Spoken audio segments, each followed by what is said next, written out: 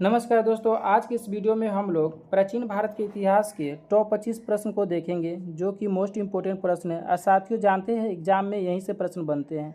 तो ये मेरा पहला चैप्टर होने वाला है, ठीक है। दूसरा 2 क्लास में इसको ख़त्म करेंगे। ये पहला क्लास हो जाएगा और दूसरा कल होगा, ठीक है। तो चलिए आज हम 25 प्रश्न को देखते हैं। तो 25 प्रश्न में से आपका स्कोर जितना भी हो आप कमेंट सेक्शन में कमेंट करके ज़रूर बताइएगा। इससे आपकी तैयारी का अंदाज़ा हो जाएगा। इतिहास का पिता, चलिए प्रश्न है, इतिहास का पिता किसे कहा जाता है? तो याद रखिएगा, हेरोडोटस को इतिहास का पिता कहा जाता है। ऑप्शन यहाँ पे बी सही जवाब हो जाएंगे। दूसरा प्रश्न है, प्राचीन भारत के इतिहास से संबंधित प्रथम वास्तविक पुस्तक किसे माना जाता है? तो राजतरंगिणी, यहाँ पे बी सही जवाब हो जाएंगे, राजतरंगिणी को। तीसरा प्रश्न है, उत्कीर्ण चिन्ह वाले प्राचीनतम सिक्कों को क्या कहा जाता है? पंचमार्क सिक्का कहा जाता है। इसी को आहा सिक्का भी बोला जाता है, याद रखिएगा, आहा सिक्का। ऑप्शन यहाँ पे बी सही जवाब हो जाएंगे। चौथा प्रश्न है, सिक्कों के अध्ययन को क्या कहा जाता है? मुद्रा शास्त्र बोला जाता है। ऑप्शन यहाँ पे बी सही जवाब हो जाएंगे। पांचवा प्रश्न है, भारत में प्रयाग ऐतिहासिक खोज करने का श्रेय किसे दिया जाता है? तो याद रखिएगा, डॉक्टर प्राइमरोज को। ऑप्शन यहाँ पे बी सही जवाब हो जाएंगे। भारत में प्रयाग ऐतिहासिक अध्ययन से संबंधित प्री हिस्टोरिक इंडिया किसकी कृति है? तो स्टुअर्ट पिगट की है। ऑप्शन यहाँ पे ए सही जवाब हो जाएंगे। सातवां प्रश्न है, चीनी यात्री ने अपने यात्रा वृत्तांत में भारत के लिए किस शब्द का प्रयोग किया था? इंतु शब्द का। ऑप्शन यहाँ पे ए सही जवाब हो जाएंगे। इंतु शब्द का प्रयोग किए थे, इंतु शब्द का प्रयोग किया था, याद रखिएगा। सातवां प्रश्न है, उत्कीर्ण लेखों के अध्ययन को क्या कहा जाता है? तो अभिलेख शास्त्र कहा जाता है। ऑप्शन यहाँ पे बी सही जवाब हो जाएंगे। लिपियों के विकास के अध्ययन को क्या कहा जाता है? लिपियों के विकास के अध्ययन को कहा जाता है अभिलेख शास्त्र। ऑप्शन यहाँ पे सी सही जवाब हो जाएंगे, अभिलेख शास्त्र कहा जाता है। 10वां प्रश्न है, भारतवर्ष का नाम का उल्लेख सर्वप्रथम किस अभिलेख से प्राप्त हुआ था? तो याद रखिएगा, हाथीगुम्बा अभिलेख से। ऑप्शन यहाँ पे ये सही जवाब हो जाएंगे। हाथीगुम्बा अभिलेख किस शासक से संबंधित है? तो ये खारवेल शासक से संबंधित है। इसी को चेदी शासक खारवेल बोला जाता है, ठीक है। और ये 200 ईसा पूर्व हुआ था, ठीक है। कब हुआ था? 200 ईसा पूर्व, याद रखिएगा, 200 ईसा पूर्व हुआ था, ठीक है। ऑप्शन यहाँ पे बी सही जवाब हो जाएंगे। साथियों, वीडियो अच्छा लग रहा है तो वीडियो को लाइक कर अपने दोस्तों को भी शेयर कर दीजिए। प्राचीन भारत का सर्वप्रथम सुनियोजित इतिहास किसने तैयार किया था? प्राचीन भारत का सर्वप्रथम सुनियोजित इतिहास किसने तैयार किया था? तो याद रखिएगा, B.A. स्मिथ ने। ऑप्शन यहाँ पे बी सही जवाब हो जाएंगे। चलिए 12वां प्रश्न है, प्राग ऐतिहासिक काल की अवधि किस तक मानी जाती है? प्राग ऐतिहासिक काल की अवधि किस तक मानी जाती है? तो याद रखिएगा, मानव उत्पत्ति से 3000 ईसा पूर्व तक की मानी जाती है। ऑप्शन यहाँ पे ए सही जवाब हो जाएंगे, ठीक है। प्राग ऐतिहासिक काल की अवधि जो है मानव इतिहास से 3000 ईसा पूर्व तक मानी जाती है। ऑप्शन यहाँ पे ए सही जवाब हो जाएंगे। चलिए आइए 14वां प्रश्न है, आदि ऐतिहासिक काल की अवधि लगभग क्या मानी जाती है? माने कि कहने का मतलब है आदि ऐतिहासिक काल की अवधि कितनी है? तो याद रखिएगा, ये है 3000 ईसा पूर्व से 600 ईसा पूर्व तक।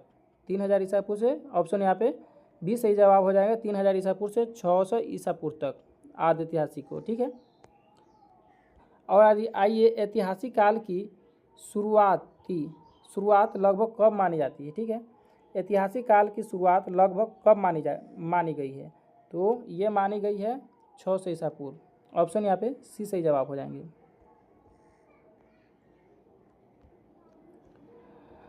16वां प्रश्न है, प्राचीन भारत के इतिहास को जानने के लिए निम्न में से कौन सा स्रोत प्रयोग किया जाता है? तो ये किया जाता है धार्मिक ग्रंथ, ऐतिहासिक ग्रंथ और पुरातात्विक साक्ष्य, ये सभी हो जाएंगे, ठीक है। ऑप्शन यहाँ पे डी सही जवाब हो जाएंगे।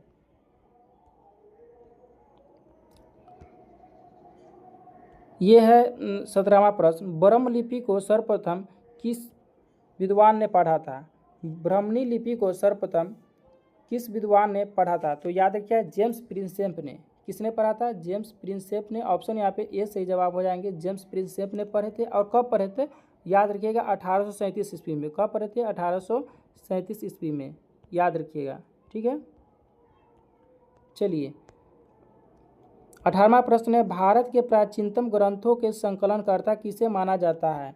तो ये माना जाता है महर्षि कृष्ण द्वैपायन वेदव्यास को। ऑप्शन यहाँ पे बी सही जवाब हो जाएंगे। 19वां प्रश्न है। पौराणिक मान्यता के अनुसार भारत के प्राचीनतम राजा कौन थे? तो पौराणिक मान्यता के अनुसार भारत के प्राचीनतम राजा जो थे वो थे, याद रखिएगा, मनु। ऑप्शन यहाँ पे बी सही जवाब हो जाएंगे। मनु जो थे प्राचीनतम राजा थे। 20वां प्रश्न है। वायु पुराण में किन वंशों का उल्लेख मिलता है? वायु पुराण में किन वंशों का उल्लेख मिलता है? तो ये मिलता है गुप्त वंश का। ऑप्शन यहाँ पे ए सही जवाब हो जाएंगे। गुप्त वंश का मिलता है। ऑप्शन ए यहाँ पे सही जवाब हो जाएंगे। गुप्त वंश में 320 ईसा पूर्व से 550 ईसा पूर्व, इसका काल जो है 320 ईसा पूर्व से जो है 550 ईसा पूर्व इसका काल है, याद रखिएगा। ठीक है, चलिए, और शुंग वंश कब भी आता है इसमें? ऑप्शन में शुंग वंश भी दे सकता है। तो याद रखिएगा शुंग वंश का जो काल है ये है 185 से ईसा पूर्व से लेकर 75 ईसा पूर्व। ठीक है, ईसा पूर्व तक, 75 ईसा पूर्व तक।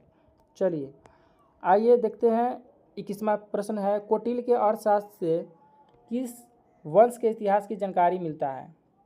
तो ये मिलता है मौर्य वंश की जानकारी। ऑप्शन यहाँ पे बी सही जवाब हो जाएंगे। 22वां प्रश्न है। जैन धर्म का प्रारंभिक इतिहास किस ग्रंथ को माना जाता है? तो जैन धर्म का प्रारंभिक इतिहास जो है कपिल सूत्र को माना जाता है। ऑप्शन यहाँ पे ए सही जवाब हो जाएंगे। कपिल सूत्र को माना जाता है।